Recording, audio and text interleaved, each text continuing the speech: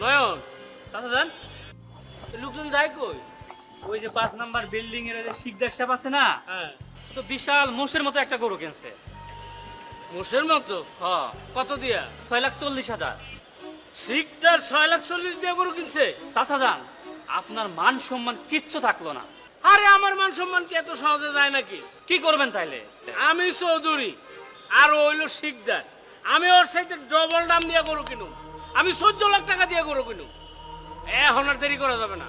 ধর, সাবধানে রাখিস টাকাটা। ঠিক আছে। দোস্ত, আর দেরি করা যাবে না, তাড়াতাড়ি চলো। সবচেয়ে বড় গরুটা আমি কিনুম।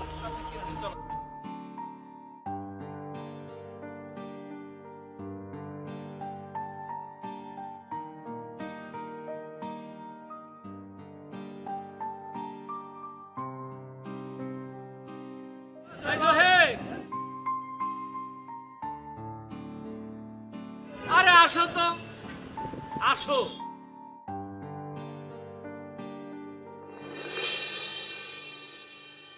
এত দেরি কেন? তুমি কি সারাটা জীবনই লেট করেই যাবা? মানে সব কাজে লেট। কলেজের সব কাজে তুমি দেরি করতা। তোমারে বিয়ে করাইতে গেলাম, হেনেও তুমি দেরি করলা। আজকে গরু কিনতে যাবো, এহেনেও তুমি দেরি করলা। শোনো, কুরবানির গরু কিনবো, একটা হিসাব নিকাশ আছে না? মনে কর তোমার ভাবিরে কইলাম গরুটা এমন ভাবে কিনতে হইব যাতে করে এই কুরবানির ঈদ থেকে আগামী কুরবানির ঈদ পর্যন্ত আর এক টুকরো আলাদা মাংস ঘরে ঢুকাইতে না হয়। তখন তোমার ভাবি কইলো ঘরে তো ডিপ ফ্রিজ একটা। আর সাথে সাথে সাথে তুমি ডিপ ফ্রিজ কিনতে দৌড়াইলা। খালি বাজারে দৌড়াইলাম না, ডিপ ফ্রিজ কিন নাই না, ঘরে সেট আপ করে দিয়া তারপরে বের হইলাম। এই জন্য একটু লেট হয়ে গেল। দেরি তো করলা, এখন বাজারে গিয়ে গরু কিনবা কখন? এদিক দিয়া শিকদারে গরু কিনছে। শিকদারের চিহ্ন তো? হ্যাঁ, শিকদার ওই যে হ্যাঁ, ওইদিকে। এটা নিয়ে পাড়া মহল্লায় নাড়াচাড়া পড়ে গেছে। কত দিয়া? কত দিয়া? 6,40,000। 6,40,000 টাকা দিয়ে গরু কিনছে। এই গরু দেখার জন্য মহল্লায় মনে করো লোকজন দৌড়াদৌড়ি করতেছে। চিন্তা করো, আমার কি বাণিজ্য থাকে? চাচা যান, সবাই তো আপনাকে কৃপণ ভাববে। ওই শিকদারের চিনি তো গিয়া দেও পর্দা মিলাইতে পারে নাই, 2,000 টাকা কেজি ফেলায় দিতে। আরে রাখো তোমার পড়তা। আমি গরু কিনবো 12 লক্ষ টাকা দিয়া। ঠিক। হ্যাঁ, শিকদার সেই দিন ঢাকা শহরে আইছে। আরে ঢাকা শহরের অলিগলি তো চিনাইলাম আমি ওরে।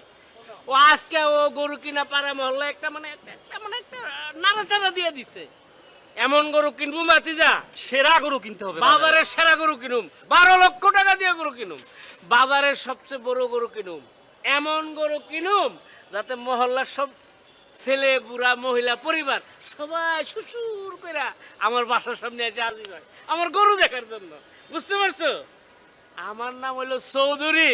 আরে ও তো সিদ্ধা, চৌধুরীর গরু দেখবে সবাই। চাচা যান, তাইলে তো সবাই ওই শিকদারের গরুর কথা ভুলে যাবে। চলো তাড়াতাড়ি চলো।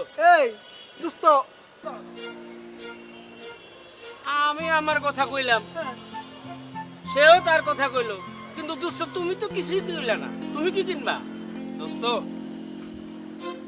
এই বছর ব্যবসা একটু মন্দা যাচ্ছে তো, তাই ভাবছি বাজারে যাই, দেখে শুনে ছোটখাটো কিছু কিনে কোরবানি দেব। ছোটখাটো কি? ভাবছি একটা ছাগলই কিনবো। আর ছাগল?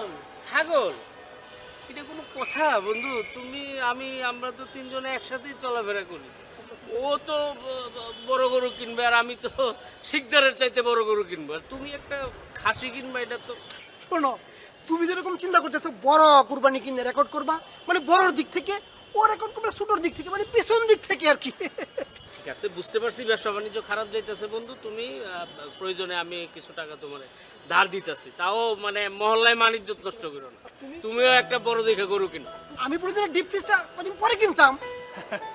দোস্ত, তোমরা যেমনটা ভাবছো আমি আসলে তেমনটা ভাবছি না। আল্লাহর কাছে তো কোরবানি গরুর গোশত, মাংস, রক্ত এগুলো কোনো কিছু পৌঁছায় না। আল্লাহর কাছে পৌঁছায় শুধু এই মনের তাকওয়াটা। তাই ভাবছিলাম নিজের সামর্থ্য অনুযায়ী যতটুকু পারা যায় সেটা দিয়ে না একটা কোরবানি দেই, কি বলো? আমরাও তো কুরবানি দিব, তাই না?